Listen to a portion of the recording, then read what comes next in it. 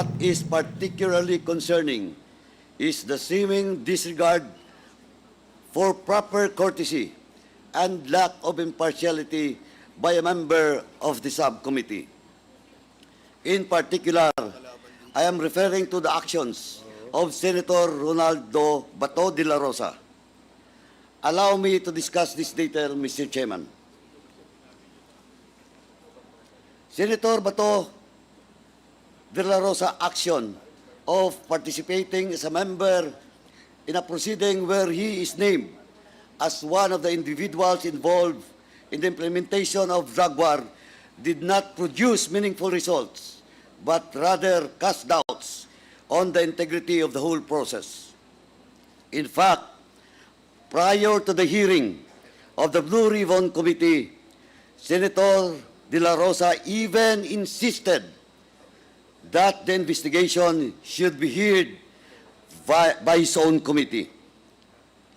This action of a sitting member of Congress not only demonstrates disregard to existing rules and processes, but also undermines the integrity of the institution that he is bound to respect. Kung sa simula pa lamang ay gumamit na siya ng impluensya, ano pa ang aasahan natin sa kanya sa mga gaganapin nilang pagdinig? He was the PNP chief when the previous implementation introduced the war on drugs. He also admitted that there were killings attributed to the war because of alleged cases of nanlaban. In short, he was not only involved, but was in fact one of the figureheads of the campaign during its inception. Hence, he should have been mindful that his presence in the hearing as a member of the panel would compromise, if not invalidate, the whole proceeding. Hindi naman pwedeng ikaw ang mag-imbestiga sa iyong sarili. Clearly, this is conflict of interest on his part. At the very least, he should have inhibited from the proceedings and instead offered himself as a resource person so as not to influence and intimidate the other guests.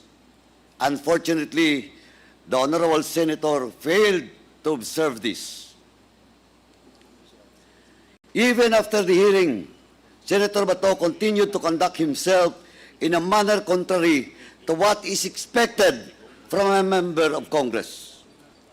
Asked about his comment on whether he was part of the Davao hit squad, whose existence was confirmed under oath by former President Duterte during the subcommittee hearing.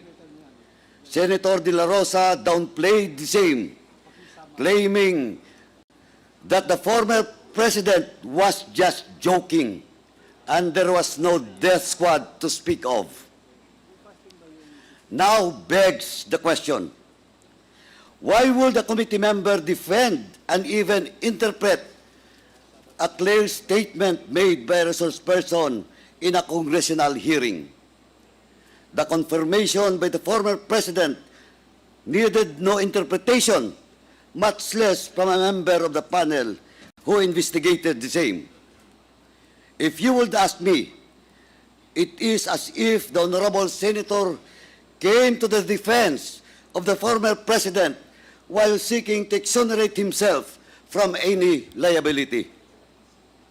This is further highlighted by his recent statement that he will be objecting any action of the Senate regarding the submission of records to the ICC.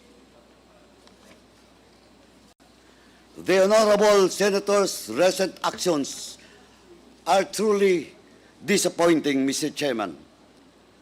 We are conducting these inquiries in order to fill the legislative gaps and address problems that necessitate immediate solution.